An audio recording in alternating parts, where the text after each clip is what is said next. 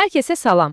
Bilirsiniz, heç olubmu ki, yeni bir dildə danışanda içindəkiləri, yəni tam olaraq nə hiss etdiyinizi demək istəyəsiniz, amma doğru sözü tapa bilməyəsiniz? Bax, bugün biz məhz bu problemi həll edəcəyik.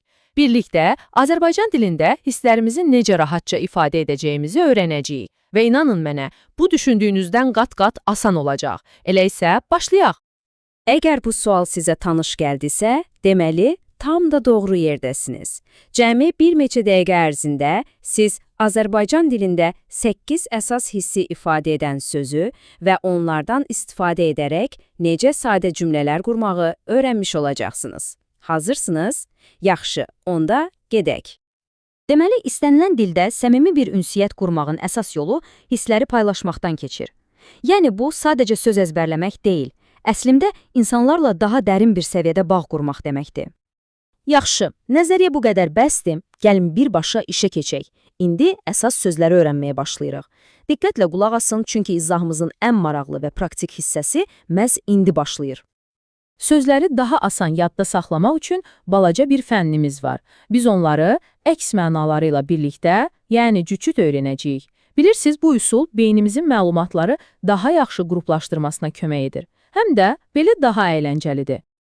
Və ilk cütümüz gəldi. Məndən sonra təkrar etməyə çalışın, yaxşımı? Başladıq. İngiliscə, happy. Tələffüzü, happy. Azərbaycan dilində isə xoşbəxt. İndi isə gəlin bunun tam əksinə baxaq. İngiliscə, sad. Tələffüzü, sad. Dilimizdə isə bu, qəmgin deməkdir. Əla, ilk cütlüyü artıq bildiniz. Super, davam edirik. Növbəti söz, excited. Tələffüzü, excited. Azərbaycan dilində həyəcanlı və onun əksi. İngiliscə, tired. Tələffüz, tired. Dilimizdə isə yorğun. Bu yorğun sözünü yadınızda saxlayın, çünki birazdan nümunəmizdə məhz bunu işlədəcəyik. Yaxşı, növbəti cütümüz. İngiliscə, scared. Tələffüzü, scared. Azərbaycan dilində qorxulu. Gəlin digərinə baxaq. İngiliscə, shy. Tələffüzü, shy. Bizim dildə isə utancaq. Çox gözəl gedir. Tempimizi salmayaq. Və beləliklə gəlib çatdıq sonuncu cütə. İngiliscə, sick. Tələffüz, sick. Azərbaycan dilində isə bu, xəstə deməkdir. Və nəhayət, İngiliscə, mad. Tələffüzü, mad. Bax, bu hissi ifadə etmək üçün dilimizdə 2 dənə gözəl söz var. Dəlisov və ya çılğın. Hansını işlədəcəyiniz isə artıq vəziyyətdən asılıdır.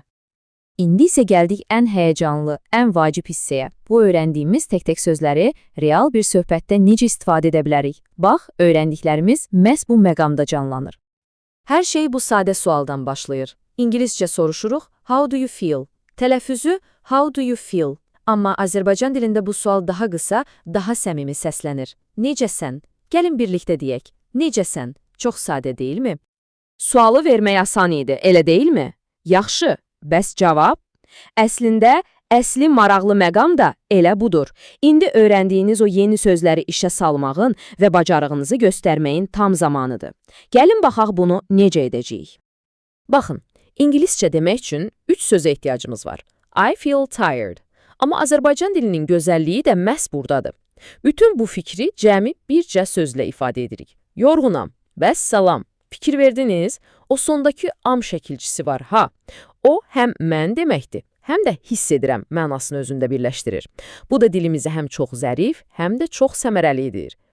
Beləliklə, bütün prosesi 3 sadə addıma bölə bilərik. Birinci addım, necəsən deyə soruşursunuz. İkinci addım, siyahımızdan o anki hissinizi ifadə edən sözü seçirsiniz. Və üçüncü, son addım, sözün sonuna lazımi şəkilçini artırıb cavabınızı formalaşdırırsınız. Məsələn, xoşbəxtəm, qəmginəm və ya həyəcanlıyam. Bax, bu qədər sadə. Artıq bütün lazımi məlumatlar sizin əlinizdədir.